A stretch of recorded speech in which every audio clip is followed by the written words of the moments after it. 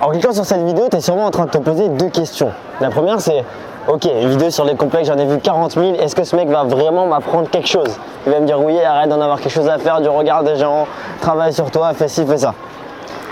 Et la deuxième question que tu te poses, c'est mais pourquoi est-ce que je devrais écouter ce mec? Il a fait quoi ce mec? Bah, ce que je suis capable de faire, c'est ce genre de truc. Excuse-moi. Yo, ah merde, t'es Ozelle. Ok, je t'ai croisé, je t'ai trouvé vraiment mignonne. Attends, ça existe encore en 2020? Ça existe encore, ouais.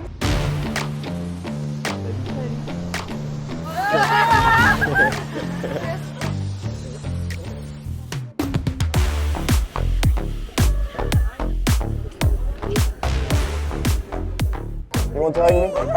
Oh, okay. Alright, that's really cute. Donc je suis pas un psychologue ou un expert en quoi que ce soit d'autre. Mais par contre, ce que je sais faire, c'est faire des rencontres dans la rue et très clairement en avoir rien à faire de ce que les gens pensent. Juste passer à l'action et voir ce qui se passe. Et si tu as envie d'être capable de faire ce genre de truc, cette vidéo va t'aider puisque je vais t'expliquer tout ce que je sais sur ce sujet-là. Donc le fait d'avoir des complexes. Je vais t'expliquer comment est-ce que moi-même j'ai réussi à passer du mec timide, montre une photo là, moi timide il y a longtemps, à quelqu'un qui a une abondance d'opportunités et qui est capable de faire des rencontres dans la rue, en boîte de nuit ou peu importe. Et comment est-ce que j'ai fait pour aider des centaines de clients à faire exactement la même chose. Donc la première chose que je voulais te dire, c'était pourquoi est-ce que tu as des complexes. À chaque fois que ça arrive, cette phrase-là, oui mais je peux pas parce que je suis complexé par ça, c'est pour la raison suivante. C'est je demande à quelqu'un de faire quelque chose, à un client de faire une action, et il rationalise le fait de ne pas passer à l'action et il trouve une raison. Et la raison elle est simple, c'est une sorte de biais de perception qu'on a. On va toujours chercher à expliquer ce qu'on ne comprend pas.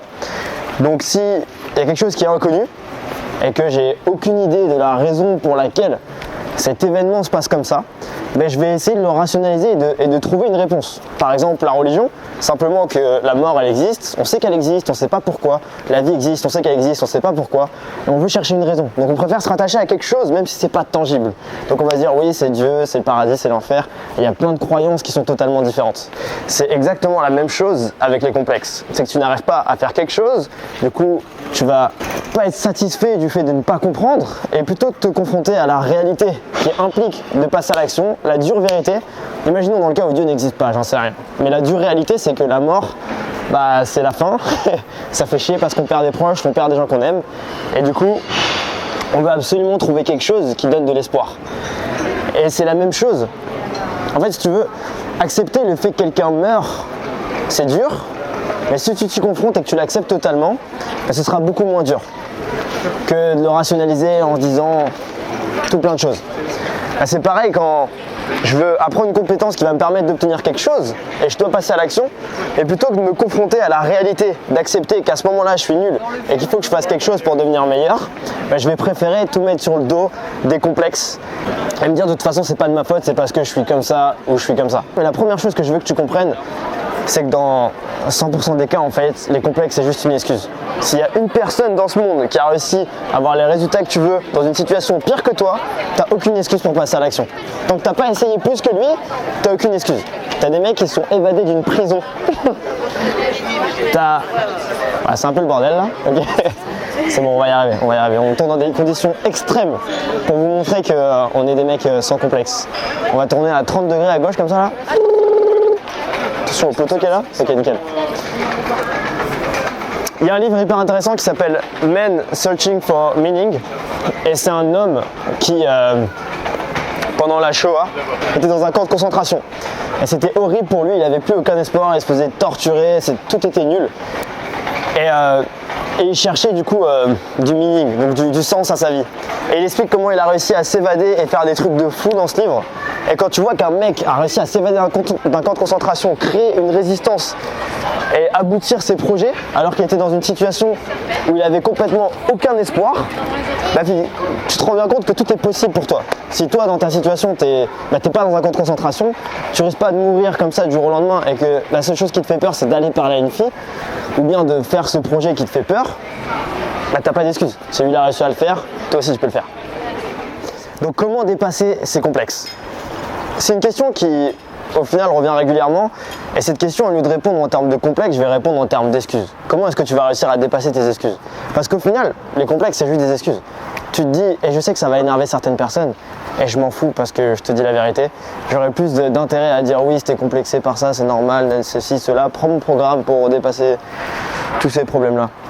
Mais la réalité, c'est que si aujourd'hui tu vois quelqu'un qui est capable de faire ce que tu sais pas faire, donc par exemple d'aborder une fille, de passer à l'action et d'avoir des résultats, la première chose que tu vas dire, c'est qu'est-ce qu'il y a de différent entre toi et cette personne. Tu vas dire oui, mais lui il est plus beau, il est plus fort, il est plus ci, il est plus ça. Et tout ça, c'est des excuses qui t'empêchent de passer à l'action. Donc ce qu'il faut que tu fasses, c'est comprendre vraiment comment les éradiquer et te concentrer sur les raisons pour lesquelles ça va marcher. Et les raisons pour lesquelles ça va marcher, tu peux les étudier. Donc tu peux étudier des gens qui, dans une situation pire que toi, ont réussi à avoir des résultats, comme ce que je t'ai dit dans la première partie de la vidéo. Quand tu les étudies, au lieu de te concentrer sur les différences, concentre-toi sur les similitudes qu'il y a entre toi et lui. Ce que je veux que tu comprennes aussi, c'est que les croyances, c'est quelque chose de ultra puissant.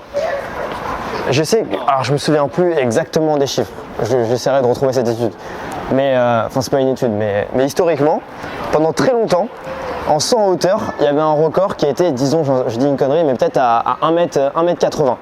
Donc tous les gens qui faisaient les Jeux Olympiques et qui faisaient du saut en hauteur, ils s'arrêtaient à 1m80 et ils pensaient que c'était pas possible d'aller plus haut. Et une fois qu'il y a quelqu'un qui a passé la barre des 1m80, dans l'année qui a suivi, il y a eu genre 5-6 records et tous les ans, du coup, genre ça n'a fait que augmenter. Et c'est pareil avec les chronos. Quand l'humanité est bloquée à un certain chrono, par exemple en termes de sprint, il suffit qu'il y en ait un qui arrive et qui arrive à faire un meilleur chrono et tous les autres débloquent ce chrono parce que d'un coup ça éveille leur esprit compétitif et ils disent attends, s'il y a quelqu'un qui a réussi à le faire, c'est que c'est possible. Et juste le fait de se rendre compte que c'est possible, bah tu vas le manifester dans ta vie. Parce qu'à chaque fois que tu vas prendre une décision, plutôt que de te concentrer sur toutes les raisons pour lesquelles ça va pas marcher et te dire personne l'a jamais fait, et bah tu vas réussir à le faire. Dis-toi qu'il y a des années, les gens ils savaient pas lire et écrire. Et par exemple lire, c'est une compétence qui est dure à apprendre. Quand tu y repenses, c'est extrêmement compliqué. Tu dois apprendre l'alphabet, tu dois apprendre comment conjuguer, la grammaire, etc. Et quand tu es enfant, bah c'est simple pour toi de l'apprendre. Parce que tu es dans un environnement où on te pousse à croire que c'est possible. On t'a toujours dit, ouais, quand tu iras en CP, tu vas apprendre à lire, tu vas apprendre à écrire, ça va être cool. Et du coup, tu as développé cette croyance que chaque cours que tu vas suivre va te permettre d'apprendre à lire. Et donc, tu n'as pas de problème pour apprendre à lire. Mais par contre, si là, je te dis d'aborder une fille dans la rue, tu as développé cette croyance que c'est quelque chose de compliqué. Et à partir de cette croyance, tu vas développer tout un tas d'excuses. Donc c'est pour ça qu'il va falloir que tu te concentres là-dessus et que tu trouves un moyen pour te concentrer seulement sur les solutions et non pas sur les problèmes. Sauf que, je sais ce que tu es en train de te dire, c'est beaucoup plus dur d'être motivé pour se concentrer sur les solutions que sur les problèmes. Parce qu'au final, quand tu te concentres sur les problèmes, tu n'as plus à passer à l'action parce que tu as des excuses. Et tu as envie d'avoir des excuses pour rester sur ton canapé. Mais par contre, quand tu te concentres sur les solutions, ça veut dire que tu dois te confronter au fait que tu es nul et quand même passer à l'action. Donc la dernière partie de cette vidéo, elle va traiter de comment tu vas pouvoir être motivé pour passer à l'action régulièrement et avoir du résultat. Comment être motivé pour te concentrer sur les solutions et pas sur les problèmes. Parce que si tu prends la personne A qui part de rien et réussit à se construire une personnalité qui est attirante aux yeux des filles, avoir une abondance d'opportunités, et tu prends la personne B qui part de rien et reste à rien et n'obtient rien, la différence c'est qu'il y en a un qui passe à l'action régulièrement, tandis que l'autre non. Et il prend les bonnes actions. Ce que je veux que tu comprennes, c'est que en fonction de la hauteur du problème que tu essaies de régler, tes actions vont être différentes. Et plus tu vas être contraint dans ce que tu dois faire, plus il y a une urgence, plus tu vas le faire bien et sur le long terme. Très bizarre comme ça, mais je te donne un exemple. Imagine quelqu'un de ta famille, quelqu'un que tu adores, par exemple ta mère ou ton enfant, ta soeur, ton frère, j'en sais rien, quelqu'un que tu aimes bien, qui tombe dans un lac et qui ne sait pas nager. Et toi tu sais nager. Tu es tout habillé comme ça, tu vas sûrement sauter dans l'eau pour aller sauver cette personne. Et tu vas pas te poser la question une seule seconde, tu vas pas te dire ah oui non mais là je suis habillé, c'est chiant, j'ai un iPhone dans ma poche, je vais le casser, ah ouais non mais là je dois nager là, j'ai pas envie de nager, l'eau elle est froide, elle doit être froide l'eau. Tu t'en fous complètement, tu y vas et tu le fais. Et la raison pour laquelle tu le fais, c'est parce que le pourquoi qu'il y a derrière, il est puissant. Donc c'est hyper important d'identifier un pourquoi qui est solide.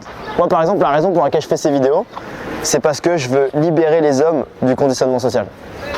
C'est une noble cause pour moi qui me donne envie de charbonner dur et de faire en sorte de fournir le meilleur contenu possible.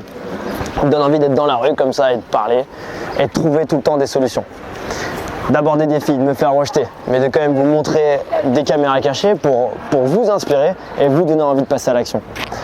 Et si tu veux, le pourquoi est tellement fort qu'il n'y a aucun problème à l'idée d'aller me faire rejeter encore et encore, parce que c'est un peu comme un proche qui va tomber dans l'eau, c'est une idée que j'ai, c'est quelque chose que je veux et je veux me rapprocher de ça. Et du coup, c'est comme ça, à chaque fois, je sautais dans l'eau et puis je me débattais pour aller extirper tout le conditionnement social qu'il y a chez les gens et faire en sorte que les hommes puissent être plus heureux. Je sais pas si j'y arriverai, mais au moins j'apporte ma pierre à l'édifice. Et puis si je peux inspirer d'autres hommes à faire pareil que moi et que chacun apporte sa pierre, bah, c'est comme ça que la société pourra évoluer. En tout cas, c'est peut-être que je suis utopiste, mais c'est comme ça que je vois les choses. Et ça me plaît. Donc tu vois, le premier point, c'est d'avoir un pourquoi qui est puissant. Et au lieu d'être cette personne qui va tout le temps me plaindre, je vais être cette personne qui va passer à l'action et qui va rester motivée sur le long terme. Et à la base, quand j'ai commencé la séduction, je voulais juste me trouver une copine. Et surtout, je voulais pas me retrouver dans une situation où j'avais pas le choix. Et c'est pourquoi il était tellement puissant que j'avais aucun problème à 16 ans à sortir dans la rue, à aller aborder plein de filles, juste pour progresser petit à petit. Mais il y a une autre chose qui rentre en compte. Et c'est vraiment quelque chose que j'ai remarqué entre moi quand j'avais 16 ans et que je charbonnais et d'autres qui charbonnaient et puis qui arrêtaient par intermittence. La grosse différence, c'est que j'ai compris très tôt que gagner c'était important. Et depuis qu'on est tout petit, on nous dit oui, l'important c'est de participer. Mais ça c'est du bullshit. Parce que si tu gagnes pas, tu n'obtiens pas de références, toutes les références qui sont nécessaires à forger une nouvelle personnalité. Et si tu gagnes pas, c'est normal que tu vas te concentrer sur tes complexes. Parce que tu vas chercher une raison pour laquelle tu es tout le temps en train de perdre. Et on t'a appris depuis qu'on est tout petit, si tu es dernier, j'en sais rien, en EPS, on va dire oui mais c'est pas grave, le plus important c'est de participer. On va même te mettre des points de participation ou te dire ouais si tu as rempli le cahier d'EPS, tu vas gagner des points en plus. Et tout ça c'est du bullshit et c'est très mauvais comme conditionnement. Parce que du coup on se conditionne à se dire quand on n'y arrive pas, ouais ben au pire c'est pas grave, une autre fois ça marchera et puis de toute façon il peut y avoir des gagnants, même si c'est pas moi c'est pas grave tant que j'ai participé. Et je veux que tu t'enlèves ce truc de la tête et que tu dises vraiment à chaque fois que tu fais quelque chose tu le fais à fond et tu vas chercher la victoire. Et quand je parle de victoire, il faut que tu sois capable de la déterminer. Si par exemple aller parler à une fille c'est quelque chose que tu n'as jamais fait dans la rue, aller passer à l'action et aborder, c'est déjà une victoire d'y aller et d'aborder. C'est déjà mieux que ne pas le faire. Et les métriques avec lesquelles est-ce que tu dis ça c'est une victoire ou pas sont importantes. C'est-à-dire que si tu dis ouais me faire rejeter c'est un échec, comme je le disais dans la vidéo précédente, tu vas pas réussir à progresser parce que tu vas te concentrer sur ça et puis tu vas dire putain je suis en train d'échouer. Dis-toi que la seule chose que tu peux comptabiliser comme un échec, c'est l'inaction. Et comment est-ce que tu vas pouvoir obtenir des victoires? Et c'est là la différence entre mes clients qui ont du succès qui y arrivent et ceux qui n'y arrivent pas. C'est que ceux qui ont du succès, ils prennent vraiment leur progression au sérieux. Et ils n'ont pas de problème à étudier, ils n'ont pas de problème à s'asseoir et à prendre des notes. En regardant cette vidéo par exemple, ils vont prendre des notes, ils vont dire qu'est-ce que je peux extirper comme information qui va m'aider à m'améliorer et qui va m'aider à gagner. Un peu comme un boxeur qui va s'entraîner, je sais pas, à faire un jab, un uppercut et il va dire ok genre là mon uppercut n'était pas assez puissant, comment est-ce que je vais pouvoir l'améliorer? Quel axe d'amélioration est-ce que j'ai? Il va étudier dans des livres, il va dire ok bah peut-être que si mon point d'appui il était plus orienté sur ma jambe droite, bah, mon uppercut serait plus puissant. Et c'est exactement la même chose que tu veux faire. Tu as envie d'étudier la discipline, d'étudier la compétence. Il ne faut pas qu'il y ait d'ego là-dessus. Il ne faut pas que tu mettes une compétence sur un piédestal par rapport à un autre. Comme je t'ai dit, tu as sûrement appris à lire quand tu étais petit. Tu peux très... On s'en fout, ça fait partie du jeu. Tu peux très bien apprendre à faire ce genre de trucs. Donc continue à suivre les vidéos sur YouTube, continue à apprendre. Et surtout, fais tout pour gagner. Donc si tu rentres chez toi et que tu n'as pas eu les résultats que tu veux avec les filles, demande-toi pourquoi et qu'est-ce que tu vas pouvoir faire pour t'améliorer. Et normalement, en cumulant ça, juste le fait de progresser va t'aider à rester motivé. Parce que si je veux escalader une montagne, si je veux grimper une montagne et que je la regarde d'en bas, c'est intimidant. Et du coup, je vais avoir du mal à passer à l'action. Et plus je vais réfléchir au fait de monter cette montagne, et plus je vais me dire non mais c'est vraiment long. Par contre, si dès le premier jour, dès la seconde où je me suis dit ok j'ai envie de monter cette montagne, je me suis déjà mis à marcher et que j'ai fait, j'en sais rien, un quart de la montagne en une journée, mais du coup ça va être beaucoup plus simple pour moi de me dire je vais continuer à le faire parce que j'ai déjà réussi à faire un quart, j'ai déjà réussi à gagner ce petit bout de chemin, donc ça va être beaucoup plus simple de gravir les échelons d'après et de me concentrer sur la réussite. Et la motivation, elle est juste naturelle quand tu es en train de progresser. Donc le progrès c'est une valeur qui est importante et pour progresser il faut absolument que tu gagnes et que tu prennes ça au sérieux. J'espère que cette vidéo aura pu t'aider à dépasser tes excuses, tes complexes. C'était un plaisir pour moi de tourner ça. On se retrouve bientôt pour d'autres vidéos. Et tu peux accéder à mon canal Telegram pour avoir plus de contenu beaucoup plus complet par rapport à la séduction et la communauté. Je peux te laisser sur une phrase philosophique. Complexer, c'est pas ouf. Donc évite de le faire. Bisous.